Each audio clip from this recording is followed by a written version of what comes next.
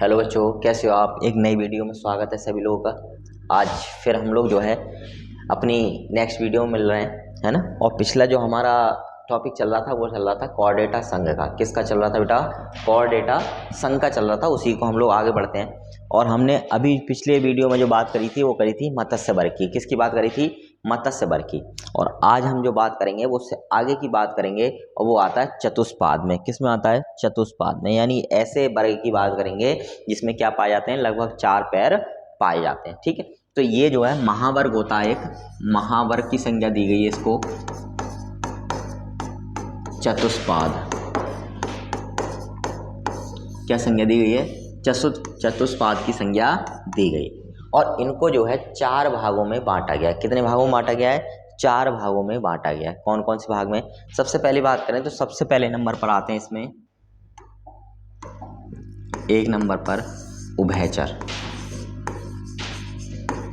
पहले नंबर पर कौन आते हैं? पहले नंबर पर आते हैं इसमें उभयचर। दूसरे नंबर की बात करें तो दूसरे नंबर पर जो आते हैं वो आते हैं सरीसृप। ठीक है, दूसरे नंबर पर जो प्रजाति आती है वो कौन सी वाली प्रजाति आती है? वो आती है सरीसृपों की प्रजाति। तीसरी प्रजाति की बात करें तो तीसरे नंबर पर आते हैं पक्षी। और चौथे नंबर की बात करें तो चौथे नंबर पर आते हैं स्तनधारी। ठीक है, चौथे नंबर पर आते हैं स्तनधारी। यानी स्तनधारी जो प्राणी होते हैं वो चौथे नंबर पर आते हैं। तो सबसे पहले हम एक एक करके सबकी बात करेंगे। और सबसे पहले शुरुआत करेंगे हम किससे? उभयचर से। किससे शुरुआत करेंगे बेटा? सबसे पहले जो शुरुआत करेंगे वो करेंगे हम लोग उभयचर प्राणियों से। देखो, अब तक तुम लोगों ने पढ़ा होगा कि उभयचर कौन होते हैं। तुमने पढ़ा होगा कि उभयचर वो लोग जंतु होते हैं, वो जीव होते हैं जो जल और थल दोनों पर निवास कर सकते हैं। क्या कर सकते हैं? जल और थल दोनों पर निवास कर सकते हैं। यानी तुम्हारे हिसाब से मैं पहली कंडीशन रख रहा हूँ, तुमने बचपन में पढ़ा होगा कि उभयचर वह कहलाते हैं जो जल में और थल में, जल में और थल में दोनों जगहों पर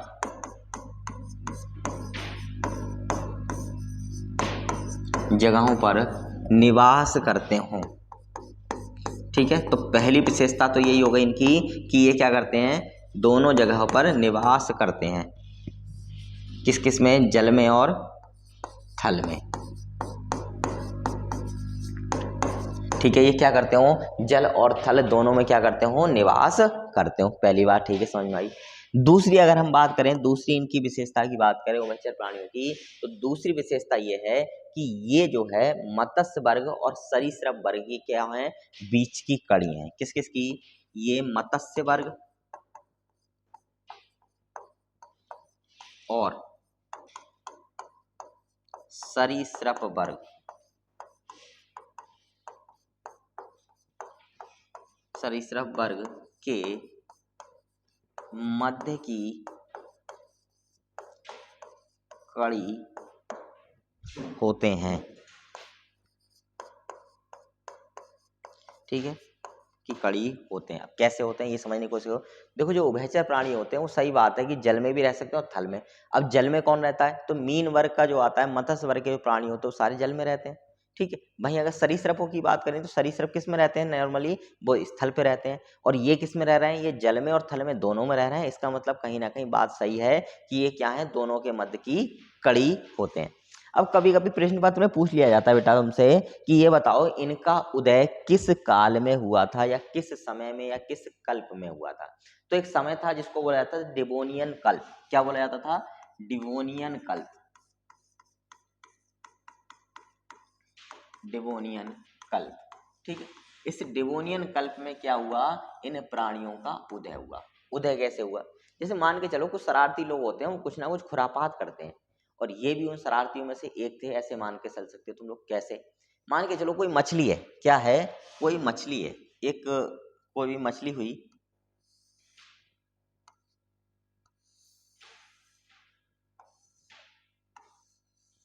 ठीक है, ये एक मछली है और इसके क्या है? 2 फिन्स है ये। ठीक, समझ में आ गया। ये किसी तालाब में रह रही है। क्या कर रही है? किसी तालाब में रह रही है। लेकिन अचानक से क्या हुआ कि तालाब में पानी कम रह गया। क्या हो गया? तालाब में जो पानी है वो कम रह गया। जब कम रह गया तो कहीं ना कहीं जिंदा रहने की कोशिश करेगी। जब जिंदा रहने की कोशिश करेगी तो ये देखेगी, यहाँ से निकल करके देखो बाहर का, कुछ मतलब कहीं अब भाई पानी नहीं रहा, मर जाएंगे अब तो क्या होगा।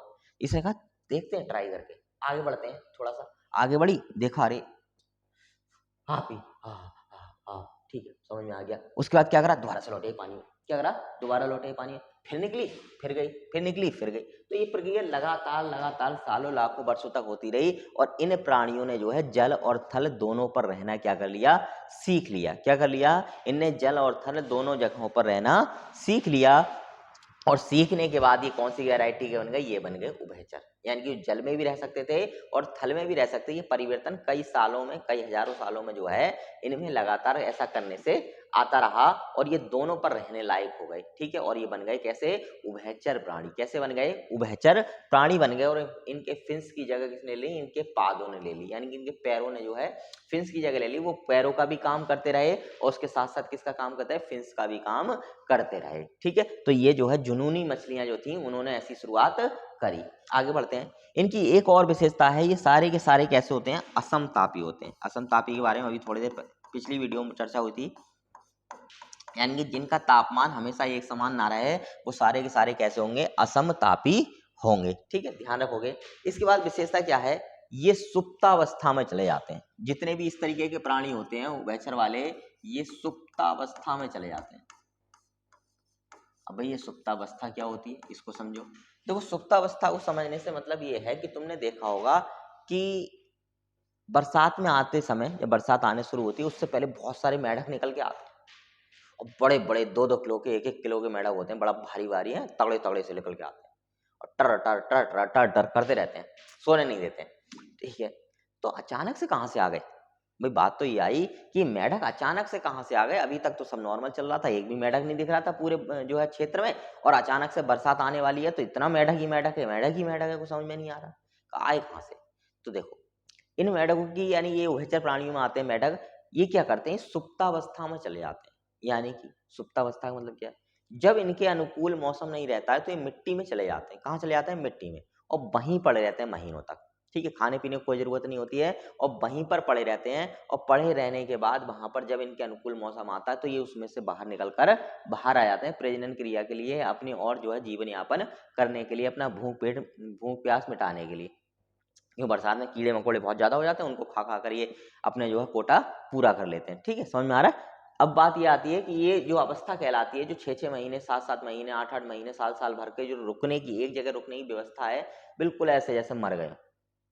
ठीक है, बिल्कुल ऐसे जैसे मर गए हों, ऐसी अवस्था जो रहती है उसी को क्या बोला जाता है? सुप्तावस्था बोला जाता है। और सारे के सारे उभयचर प्राणी इसमें चले जाते हैं। कछुआ है, 6-6 महीने खाने को कुछ मत दो, जिंदा रहेगा, मरेगा नहीं। क्यों? क्योंकि वो सुप्तावस्था में जा सकता है। किस में जा सकता है? सुप्तावस्था में जा सकता है। ठीक, जैसे सांप है, गायब हो जाते हैं बिल्कुल कुछ समय के लिए, बरसात में बहुत सारे दिखाई देते हैं, पानी भर जाता है बिलों में, तो ये सारे के सारे किस में चले जाते हैं? सुप्तावस्था में चले जाते हैं। ठीक है, इसके बाद बात करी जाए तो इनमें बाह्य कंकाल का पूर्ण अभाव होता है। क्या होता है? बाह्य कंकाल का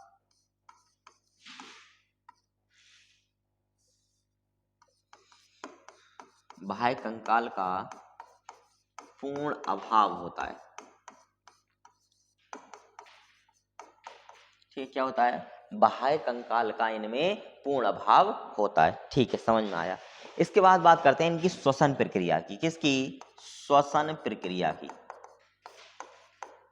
देखो श्वसन प्रक्रिया की बात करें तो श्वसन प्रक्रिया 3 भागों में कंप्लीट होती है। कितने भागों में? 3 भागों में। और ये 3 भाग अलग अलग स्टेज पे होते हैं। सबसे पहले जब ये जन्म लेते हैं तो कहलाते हैं लार्वा, फिर होते हैं ये वयस्क, और चौथी अवस्था, तीसरी अवस्था में पहुंचते हैं सुप्तावस्था में। और तीनों अवस्थाओं में इनकी श्वसन क्रिया जो है वो अलग अलग प्रकार से होती है। कैसे होती है? अलग अलग प्रकार से होती है। इसको समझने की कोशिश करो थोड़ी सी कि अलग अलग प्रकार से कैसे होती है। देखो जब लार्वा होते हैं ना तो ये गिल्स द्वारा सांस लेते हैं। किसके द्वारा? गिल्स के द्वारा सांस लेते हैं। ठीक है, समझ में आया। जब वयस्क होते हैं तो फेफड़ों के द्वारा सांस लेते हैं। और जब सुप्तावस्था में होते हैं तो त्वचा के द्वारा सांस लेते हैं। किसके द्वारा सांस लेते हैं? त्वचा के द्वारा। क्यों? क्योंकि इनकी त्वचा जो है पारगम्य झिल्ली का काम करती है और इसी कारण से ये त्वचा से क्या कर पाते हैं, सांस ले पाते हैं, सांस ग्रहण कर पाते हैं। ठीक है, समझ में आ गया। आगे बढ़ते हैं। इनका जो हृदय होता है वो 3 बेस्म वाला होता है, 3 बेस्म का होता है। हृदय की बात की जाए तो हृदय कैसा होता है, 3 बेस्म का होता है। कैसा होता है, 3 बेस्म का होता है, जिसमें से 2 अलिंद होते हैं, 1 निलय होता है। क्या होता है, 2 अलिंद होते हैं और 1 निलय होता है। ठीक है, 2 क्या होंगे इनमें, 2 अलिंद होंगे और 1 क्या होगा, 1 निलय होता है। ठीक है, 1 क्या होता है, निलय होता है। अच्छा, इनमें एक और विशेषता होती है, इनके जनन छिद्र और गुदा छिद्र एक ही स्थान पर होते हैं। क्या चीज, इनके जनन छिद्र और गुदा छिद्र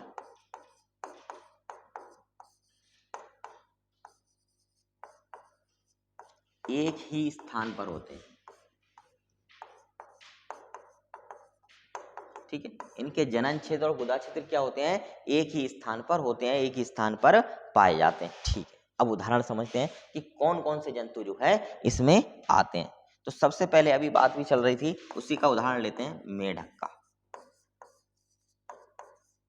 ठीक है, यानी मेढक जो है वो इसी वर्ग में आता है, इसी ग्रुप में आता है। दूसरा बात करें तो एक था दादुर, धात्री दादुर। दूसरा आता है दादुर,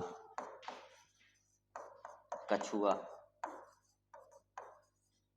ठीक है, तो ये सारे मगरमच्छ, घड़ियाल, ये सारे के सारे किस में आते हैं, इसी में आते हैं। ठीक है, अब बात करते हैं अगले, ये कैसे होते हैं, उभयचर प्राणी होते हैं। कैसे होते हैं, उभयचर प्राणी होते हैं। ठीक है, तो हम फिर मिलते हैं एक नए वर्ग के साथ में नए वीडियो में।